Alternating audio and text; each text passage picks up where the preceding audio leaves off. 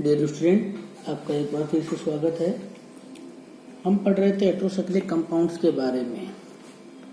सबसे पहले हमने pi electron bond MO structure देखी थी, पिरोल की, पिरिडीन की। अब हम बात करते हैं अनुनाद संरचना, रेजोनेटिंग स्ट्रक्चर। सबसे पहले बात करते हैं पिरोल की। पिरोल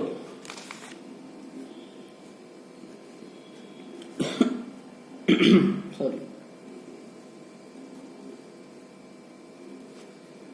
जैसा कि पिरोल के अंदर लोन पेयर इलेक्ट्रॉन जो है वो रेजोनेंस में भाग लेते हैं, जिसके कारण यह एरोमेटिक होता है, प्लेनर होता है, sp2 हाइब्रिडाइजेशन पर एटम होता है।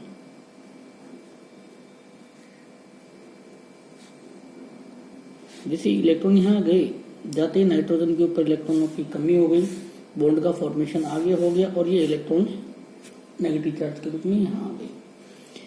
ये इलेक्ट्रॉन यहाँ बॉन्ड का फॉर्मेशन करते हैं, तो यहाँ इलेक्ट्रॉन डेंसिटी बढ़ जाती है, जिसके कारण ये इलेक्ट्रॉन इस कार्बन के ऊपर शिफ्ट हो जाते हैं। नेक्स्ट स्ट्रक्चर अगर हम देखें, नाइट्रोजन पे पॉजिटिव चार्ज है, ये इलेक्ट्रॉन्स यहाँ आ गए, ये इलेक्ट्रॉन्स यहाँ आने से इलेक्ट्रॉन डेंसिटी यहाँ बढ़ गई, तो यहाँ नेगेटिव चार्ज जनरेट हो गया और ये जो इलेक्ट्रॉन्स थे, ये इलेक्ट्रॉन यहाँ जनरेट होगा सॉरी, तो ये यहाँ चले जाएंगे। नेक्स्ट स्ट्रक्चर अगर हम देखें,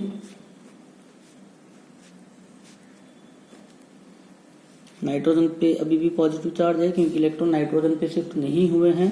ये इलेक्ट्रॉन्स यहाँ आ गए और ये इलेक्ट्रॉन्स डेंसिटी यहाँ बढ़ गई और डबल बॉन्ड पहले से था, ये वापस यहाँ मूव करेंगे, तो ये इलेक्ट्रॉन्स यहाँ शिफ्ट हो जाएंगे।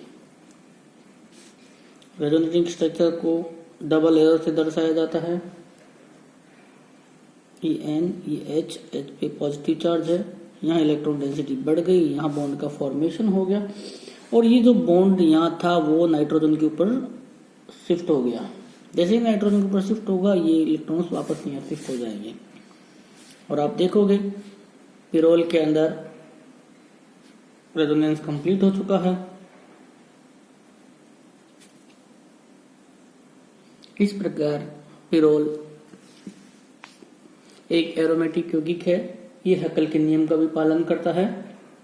हैकल का नियम, हैकल्स रूल,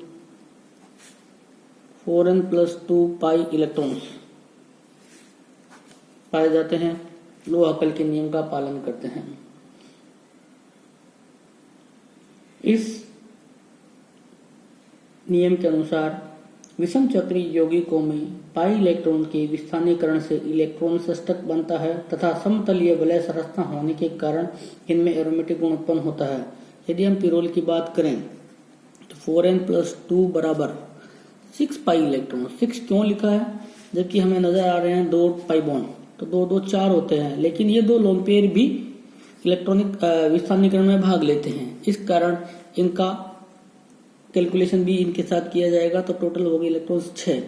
यहाँ यदि हम 4n = 6 - 2, n = 4/4 = 1, it's mean n आता है 1, जो हैकल के नियम का पालन करता है और इसके अंदर पाई इलेक्ट्रॉनों का विस्थानीकरण भी होता है और यह समतलीय भी है।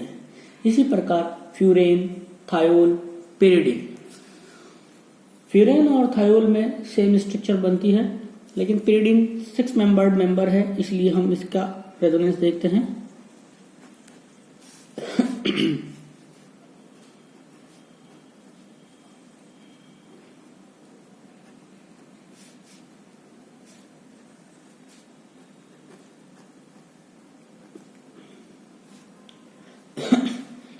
ये इलेक्ट्रॉन्स यहाँ शिफ्ट हुए, तो नाइट्रोजन के ऊपर नेगेटिव चार्ज आ गया और यहाँ आ गया पॉजिटिव चार्ज।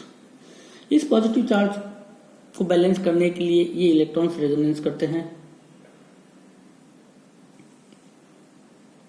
या इसको ऐसे समझें, सॉरी, जैसे ही ये इस प्रकार की स्ट्रक्चर आएगी तो पॉजिटिव चार्ज यहाँ आ जाएगा और ये इलेक्ट्रॉन यहाँ शिफ्ट हो गए।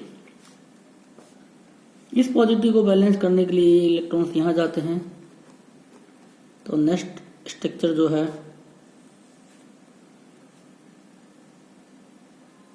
यहाँ आ जाएगा, और जैसे ही यहाँ आएगा ये लोन पेयर जो है नाइट्रोजन का नेगेटिव चार्ज वो इसको बैलेंस कर लेगा।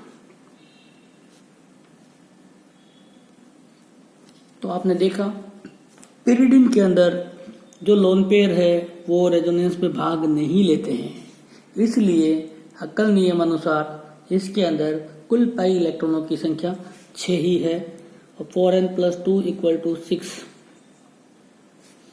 4n = 6 - 2, 4n = 4, n = 4/4 = 1 हक्कल रूल को फॉलो करता है।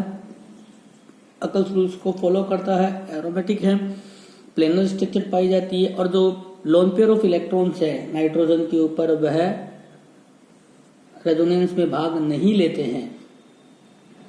ओवरऑल अगर हम स्ट्रक्चर्स को देखें तो जैसे पिरोल के अंदर बात करते हैं, या फ्यूरेन के अंदर बात करते हैं, या थायोल के अंदर बात करते हैं, तो जो नेगेटिव चार्ज है वह 2 नंबर और 3 नंबर पोजीशन पर आता है।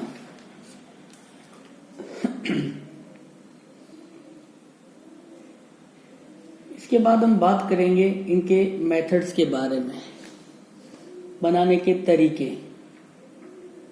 उससे पहले हम देखते हैं इन विषम चक्रीय यौगिकों में अनुनाद के कारण सभी कार्बन परमाणु पर इलेक्ट्रॉन घनत्व बढ़ जाता है, जिसके कारण ये आसानी से इलेक्ट्रॉन्स नई प्रतिस्थापन अभिक्रिया प्रदर्शित करते हैं। इसके बाद हम बात करेंगे बंध लंबाई के बारे में भी। इन यौगिकों में पाई इलेक्ट्रॉनों के विस्थानीकरण के होने के कारण सभी परमाणुओं की बंध लंबाई सामान्य एकल बंध से कम होती है। धन्यवाद।